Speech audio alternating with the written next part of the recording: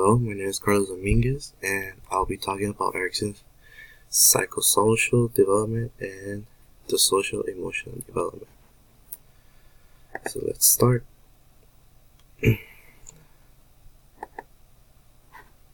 So first, we'll be talking about Eriksons' 8 stages of psychosocial development, which this theory was greatly introduced by culture and society.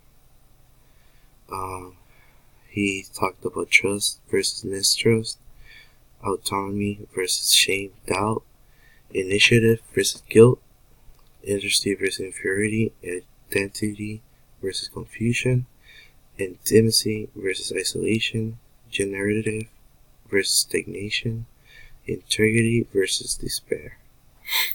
So let's continue. The first one, trust versus mistrust. In my words, I said, child looks for their parents for consistent care and basic trust. So this means that the child is looking always for the parents for that love and caring since birth. Next one is autonomy versus shame. Child now tries to do things on their own, or they can doubt about their abilities.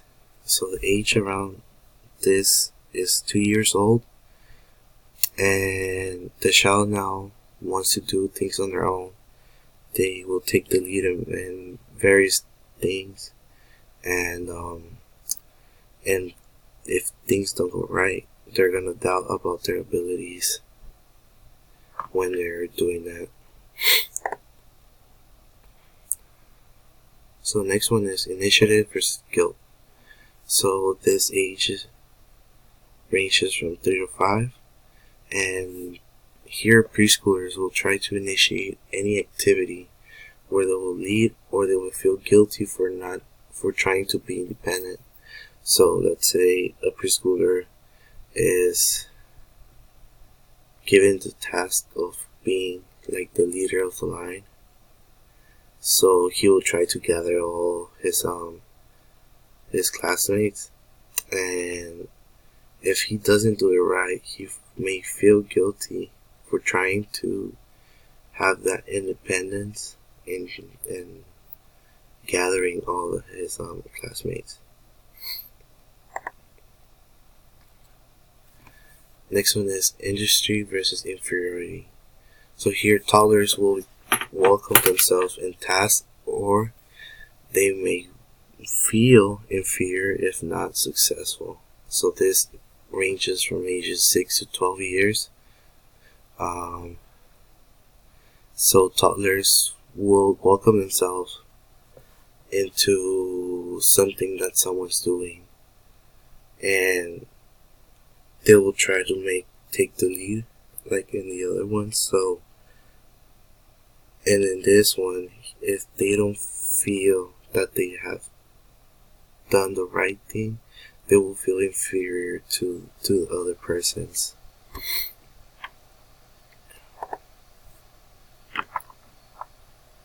So this one, it will be identity versus confusion, where teens will look for a sense of self to form an identity, or they become confused of who they are or will be. This ranges from the teenage years, so they will look for their own identity of who they really are, and if they don't do it, they will be confused, and it will be hard for them to eventually get that sense of self.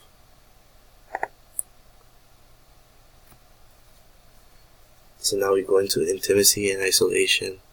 This ranges from ages 18 to 40, and here the young adults are looking for a relationship and intimacy. So they're looking for their couple, their significant other, and if they don't successfully get that, they will feel socially isolated, thinking that no one wants them.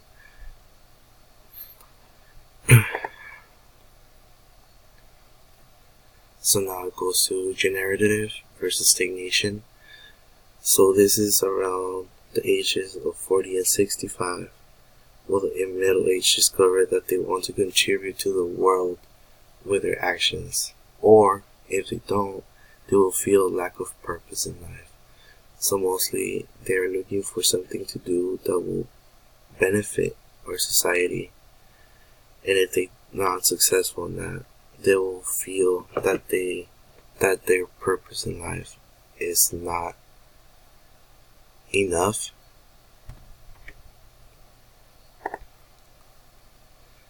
So now we're going into integrity versus despair. This is from ages 65 and up. So these persons are reflecting on the life and thinking of how they are satisfied with what they did in the past. And if the things that they did doesn't satisfy them, they will think they're a failure to the world.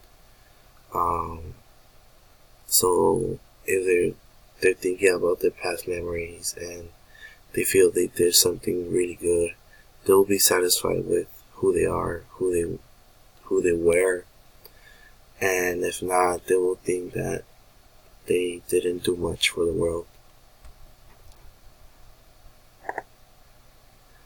So now we're going to talk about the social emotional development, which is the ability to identify and understand one's own feelings and emotions, and to accurately read and understand emotional states in others to build relationships.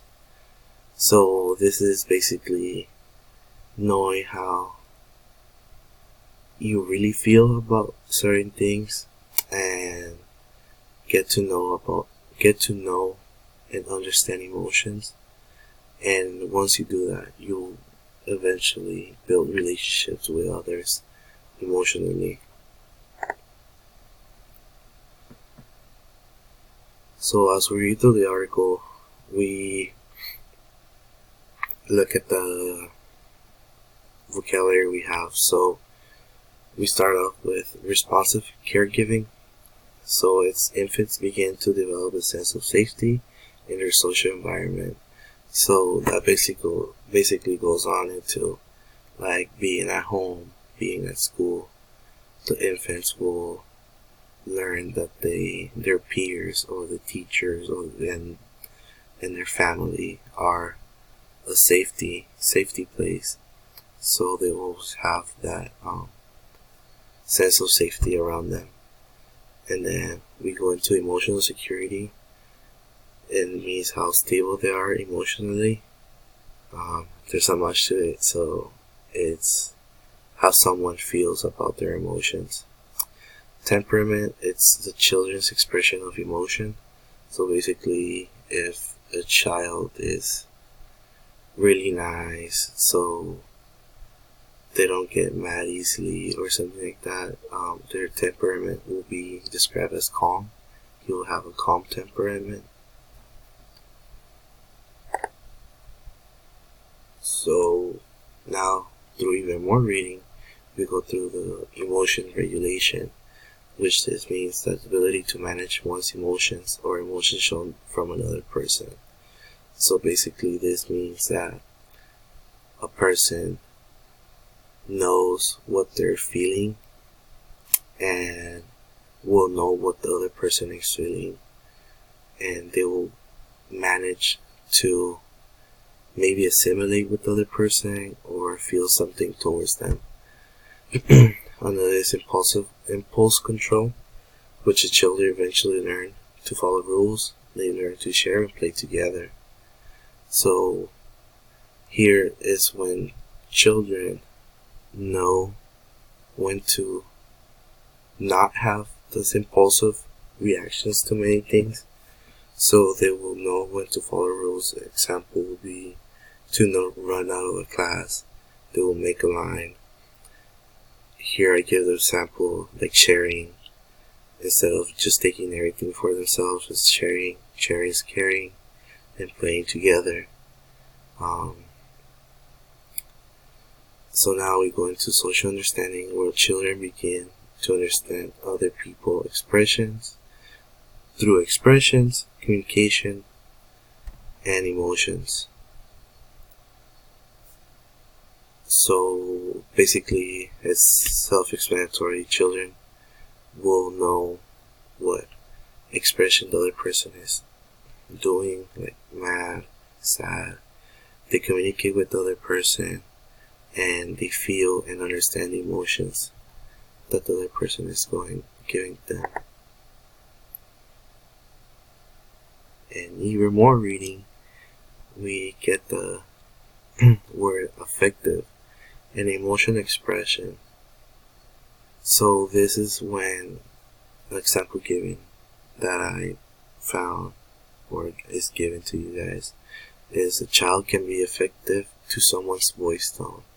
So meaning that a child with its dad, knowing that the voice of his dad is calming, so the child will feel in a safe place, knowing that his dad is there, and listening to his voice will calm him down if he's going through rough times. Empathy is knowing that what the other person feels, and this can strengthen the social bonds because someone will know what the other person is feeling. So basically, if someone is mourning a person, so a person will know that the other one is going through a rough time. He will feel empathy for them. And self-efficacy, the understanding of that they are able to make things happen and have abilities. So this is meaning that a child or a person understands that they have done something either bad or good, mostly good, because they know that they trust themselves and know they're capable of doing many things. An example is the I statements, like I did this drawing on myself, if a child may say that in class. And this will be all. Thank you.